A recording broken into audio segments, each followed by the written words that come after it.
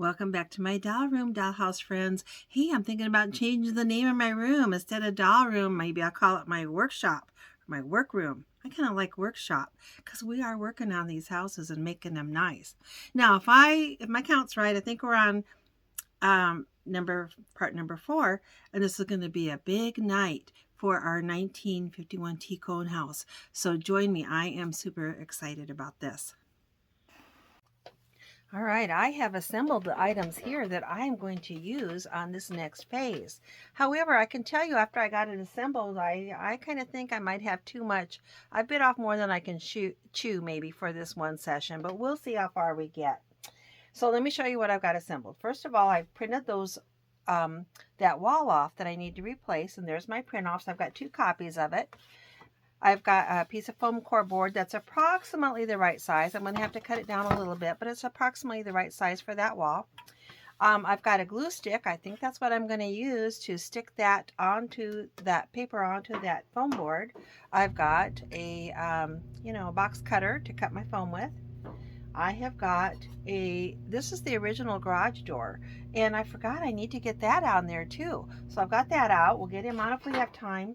As I was looking for that on my box of stuff, I came across the, I think this is the original swimming pool that goes up on the deck. I think that's what that is. So we'll clean him up and get him ready to go. I've got 2 original windows to attach. One of them is quite dirty looking. We're going to clean him up. If he doesn't clean up, we'll have to paint him. Here's the other one that is in much brighter colored. I've got my needle nose pliers, which I'll use to put those windows on and possibly the garage door. I've got these are kitchen scissors I got from the Dollar Tree. They work really nice for kind of heavy duty cutting. I've also got my usual suspects here of cleaners. Rubbing alcohol, which is my first coat. I've got Awesome Cleaner here for the second coat. I go over with the Armor All cleaner. It tends to get a little more dirt off. Then I'm going to polish the pieces that need polished. I also have the 2 walls here that need to be inserted onto the first floor. There's one of them. These have already been painted, cleaned, and polished, so they are ready to be put in. And I went ahead and got out the floor that this will be actually the second floor, and it's already been painted. It has not been washed or polished, so I'm going to do that tonight first. So the first thing I'm going to do is clean and polish everything that needs cleaned and polished. I'm going to use my normal suspects. I'm not going to talk a lot because you have seen me do this several times. Watch my other videos if you have questions, and you can always let me know if you have questions.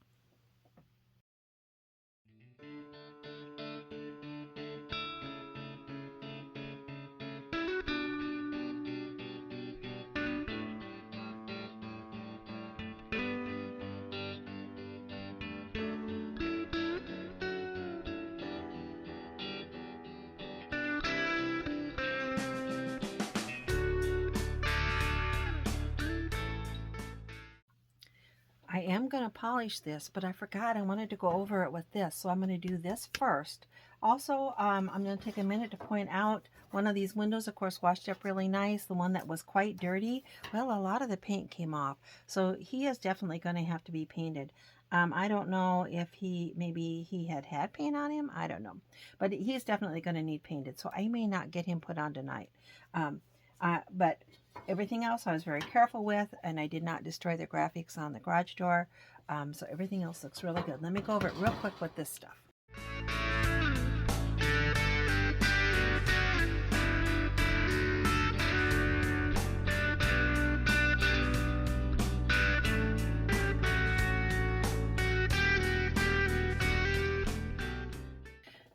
Okay, I gave this stuff a minute to dry. Now I'm going to buff that cleaning stuff off, and I'm going to use my microfiber cloth to buff that off or to wipe that off. Now, one good reason to clean these houses, I was recently reminded by some posts in our group, is a lot of these, of course, they're from, 1950, 1960. They've got some age. They've been stored here and there. Could be dusty, dirty, grimy. But another thing is, I know when I was young, both of my parents smoked. And it was not uncommon at that time to have people smoke in the home with children. Now today that seems odd because most of the people I know don't smoke anymore, thank goodness. And a lot of people, if they do smoke, they don't smoke in their houses because of the odor.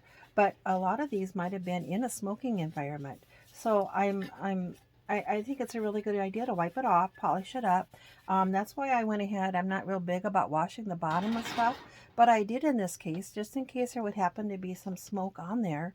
Or odor or something like that. So let me get these all buffed up. I did not wax the one that needs painted. I don't want to have any wax on there because it's going to have, there you can see, it's going to have a pretty good repaint on it. So I did not put any polish on that. But everything else got polished up. Let's get it wiped off.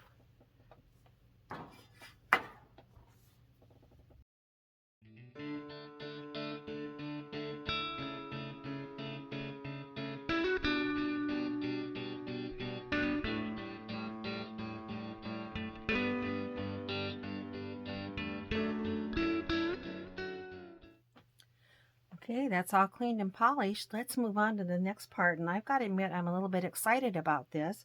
I've had like 2 people ask me how to do this. And the answer is, I don't know. I've never done it.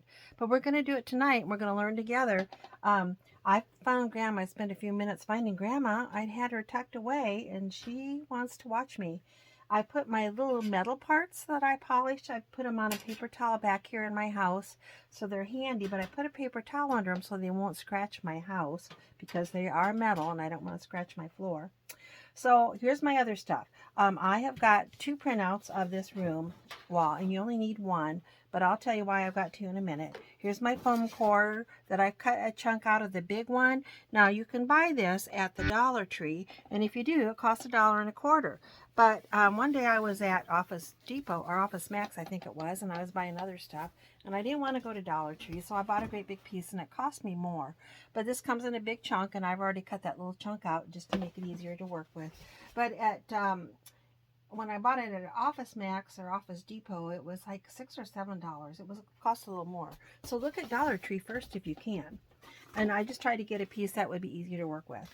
I've got a box cutter and an ink pen and a glue stick. This is an Elmer's glue stick. It is purple when it's in here, but it does dry clear or white. I've used it before and I think it will work really good on this. And then I've got this little house cutout that I got at the Dollar Tree yesterday.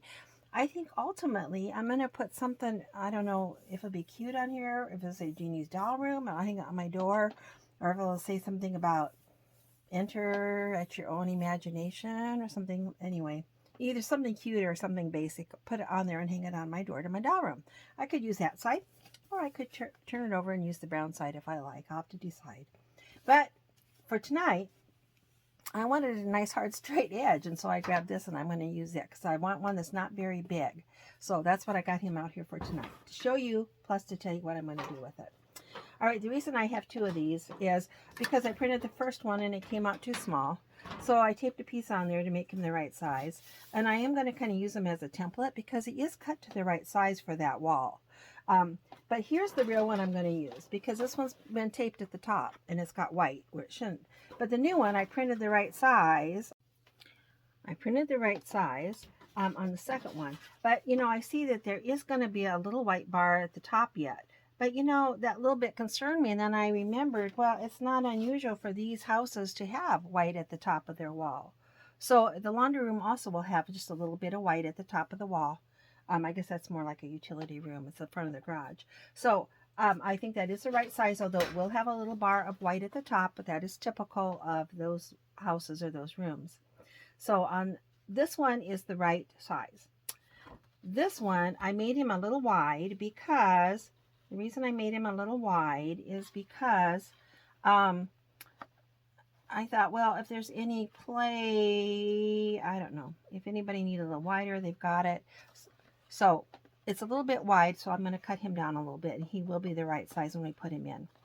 Let's cut our foam board to this size, which is the right size. I am going to use the straight edge this was from the factory cut straight edge. I'm going to use that on the bottom. I have made some paper tabs on here because there are holes in the floor to poke those through. And so I've put those tabs in the right spot. Actually, I think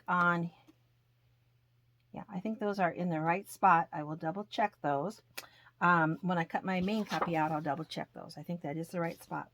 So But ideally what I'm going to do is, I think this is also a factory edge, so let's use that too. But then let's mark on this side and this side, the right side, so then I can use my box cutter and cut that down to size. So I think I'm going to mark it first with my pen. I'm not concerned about getting ink on here because it is going to be covered up on the front anyway. It's going to be covered up with this piece of paper. And I don't have to worry if I get paint on, if I happen to get ink on this, because this is just a practice piece anyway. So let's draw the line on where we're going to cut on both sides. One here. Yeah, people have asked me how to do this. Well, I've never done it. So we're going to kind of learn together, and then hopefully next time somebody asks me, I'll say, well, when I did it, I did blah, blah, blah. I'm going to see how it works. Okay. That should be the right size. Let me get my straight edge, which is going to be my little wooden house. I'm going to lay it down here, and then I'm going to use my box cutter to cut along that. Now this is fairly easy to cut.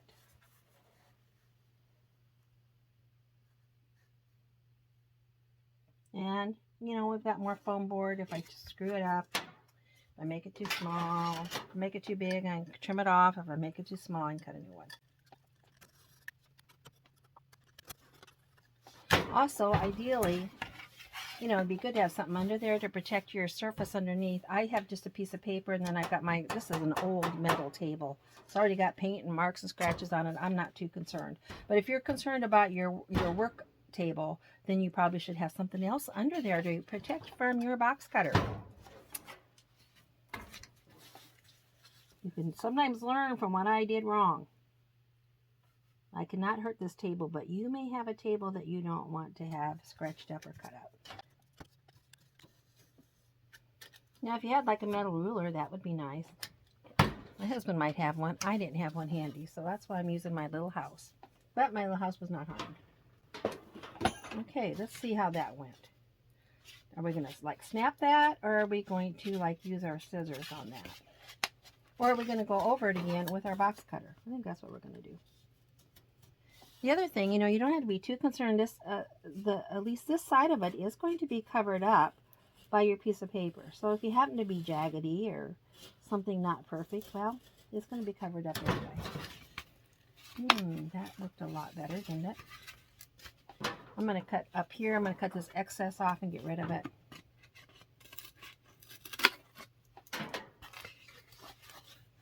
Now that it's like that, I bet I can run that box cutter down this side and to finish severing that last piece of paper there.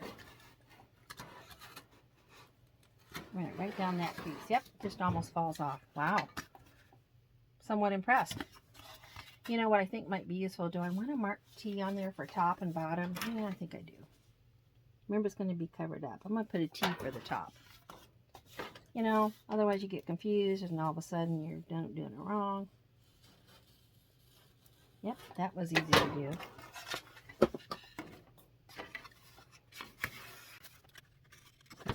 Easy to do. I got a little bit of paper hanging over there. I use my scissors for that, so we can get that off. I don't know that we care, but, you know, I'm going to try to make it as neat, as professional as we can. Okay. See if I put that T in the right spot for the top. Okay, so I've come to the realization that my foam board cannot be taller than this particular existing wall because it's got to fit under the ceiling. And when I hold this up here, that foam board is just a little bit bigger. So I am going to attempt to use my box cutter and cut a little bit of that white off so it will be just exactly the size of this existing wall. I feel like he is just a little bit tall. We're going to try to fix it right now.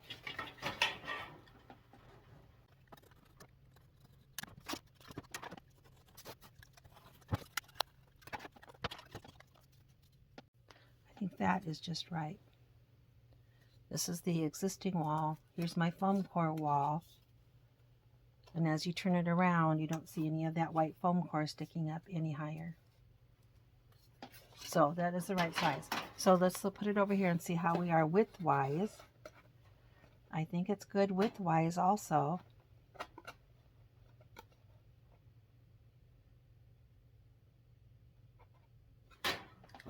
All right, let's cut our paper to shape, to the right size.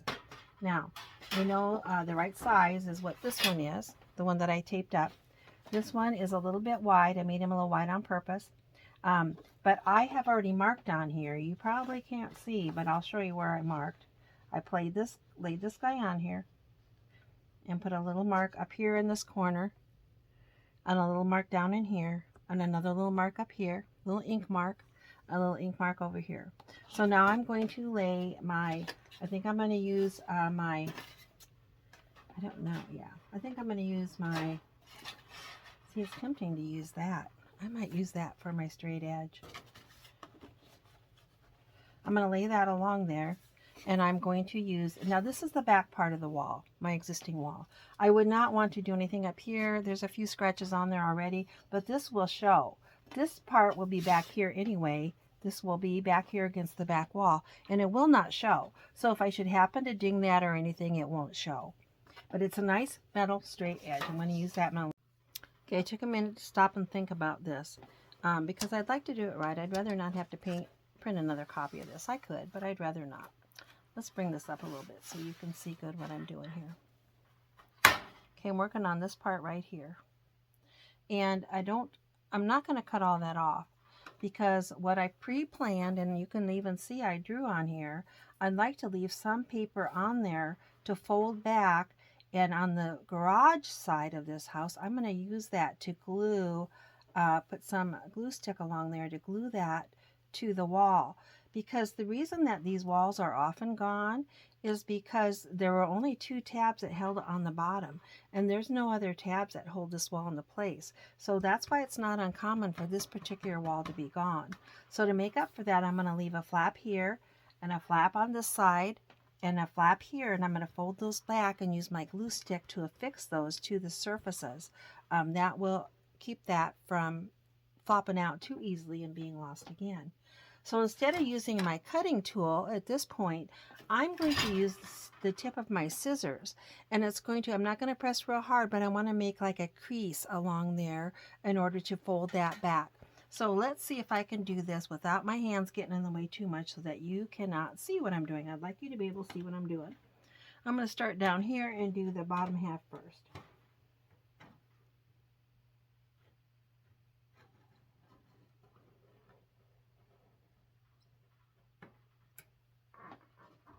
Now I'm going to come up here and do this half.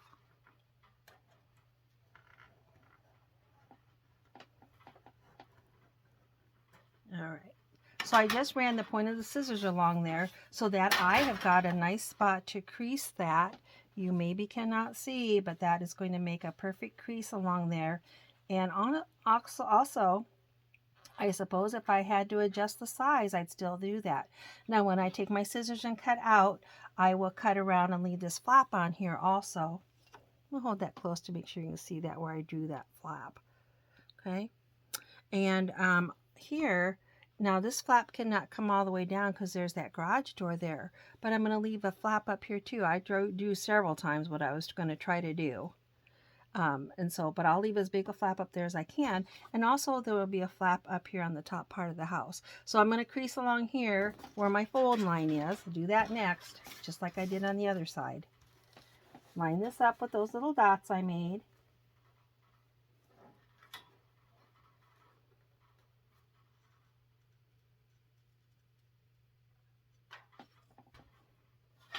And use my scissors to make a crease line along there.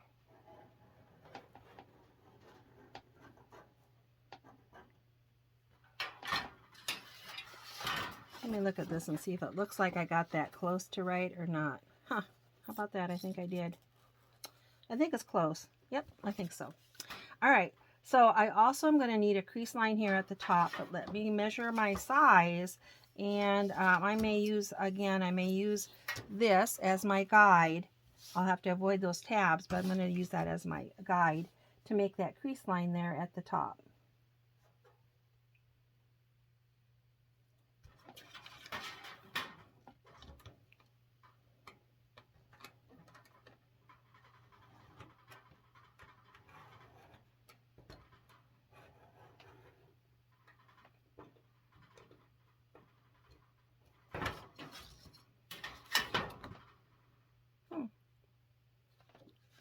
you can't see it, but it came out pretty good. Now I'm going to use my scissors and I'm going to cut. I might leave a little bit of a flap here. I can't leave very much because that garage door is going to be there. I'm going to leave that flap up here. I'm going to leave a flap up here. I'm going to leave probably a flap all the way down here. I need to measure along there because you can see I've drawn a couple of sets of spots, and I want to make sure I have those in the right spot. Let's make sure we know which ones we're supposed to leave. Okay. When I line up my little pattern template, I can see which ones to leave, and I'm going to draw on there. I'm going to kind of cross off what I'm not leaving. I'm going to cut that off, and keep all of that. I'm going to cut this off and keep all of that. Okay, I think I've got that marked a little better now. I kind of did some of that the other night, and it was hard to remember what I was going to do. Now these are the tabs that will replace the actual tabs from the bottom of the real wall, and they are on the right spot on my little template. So now they're going to be on the right spot here. Now I'm leaving these longer than the original tabs because these can bend down underneath the house, and I can put a little piece of Scotch tape on there to hold that in place. Again, so this wall won't come out again and get lost again. Even though it's a temporary wall, I don't want to lose it. I put a little effort into it and a lot of thought. Okay, let's cut this out. I think we can do it right.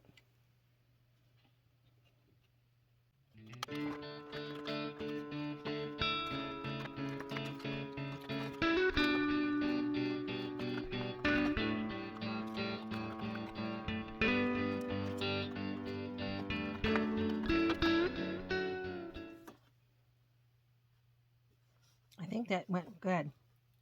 I'm going to fold now on these creases. I might get my board out here. Did you guys notice what's printed on here? I've got little clock faces on there, and I use those, cut them out, make clocks out of them. But I happen to print some extra of those on there in case you were wondering what that was. I've got my hardwood flooring out, and I keep this up here and I use it to shape my metal to the right size. It's got a nice straight edge on it. So I'm going to use that to bend these creased areas on here, and you'll be able to see better then if I've got the right size or not. But I'm going to get that crease right on there, then make a nice sharp bend, ideally right there, all the way along. 3 sides have those creases. Let's see if we can get all 3 of those bent.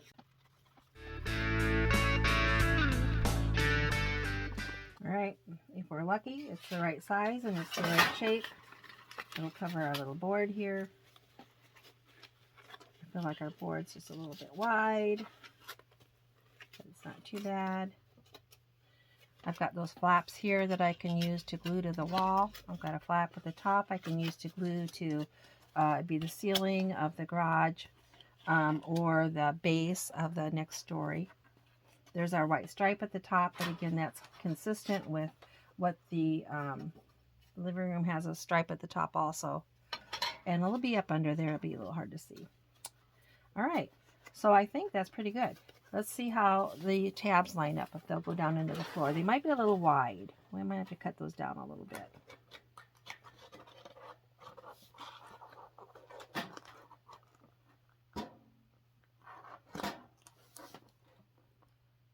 I think it's going to work.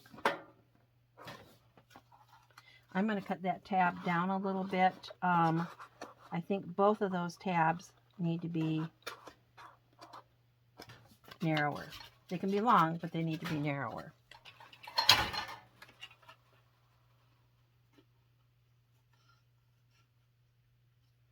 And unlike with the original, I'm going to have more than just those 2 tabs that actually hold this into place. We'll have those little flaps all the way around.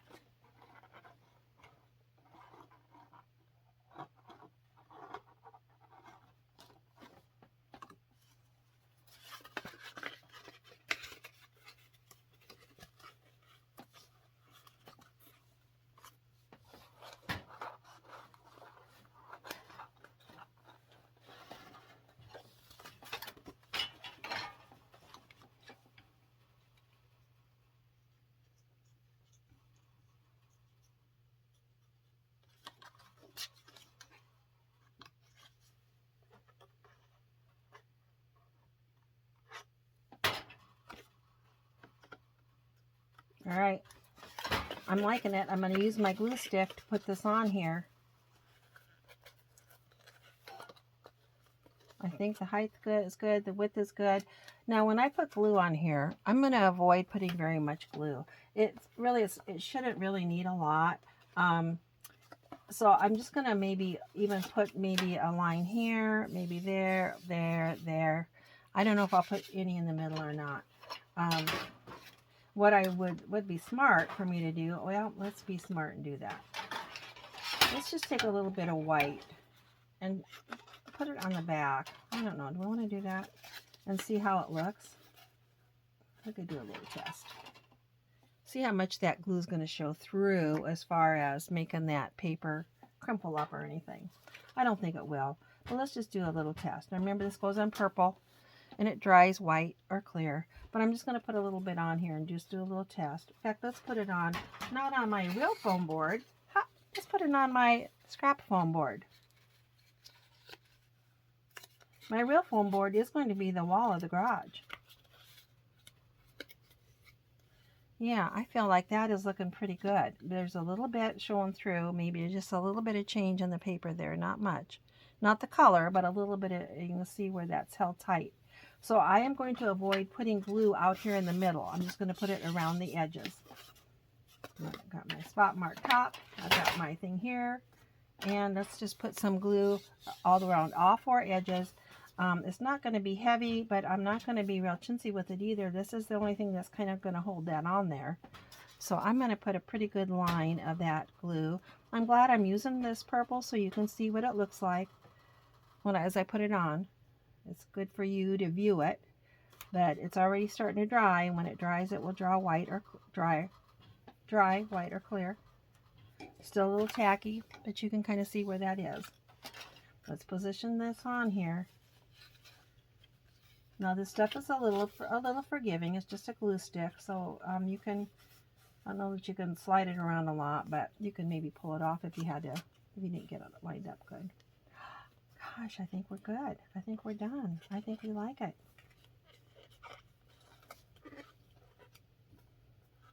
All right. I don't know that we're going to get it installed tonight because it's going to have the other walls in to make it sturdy. I'm going to have to be able to put glue over here and glue it on this wall here. So this wall's got to be put in order for that to be sturdy. That wall has got to be in here in order for that to be sturdy. And before I do that, though, I want to put that garage door on. But, you know, I hate for these videos to get so long, so I think this might be a good place to stop. We will pick it up again next time. Thank you again for joining me in my workshop. I hope you'll come back to my next session so we can see how this process is going. See you later.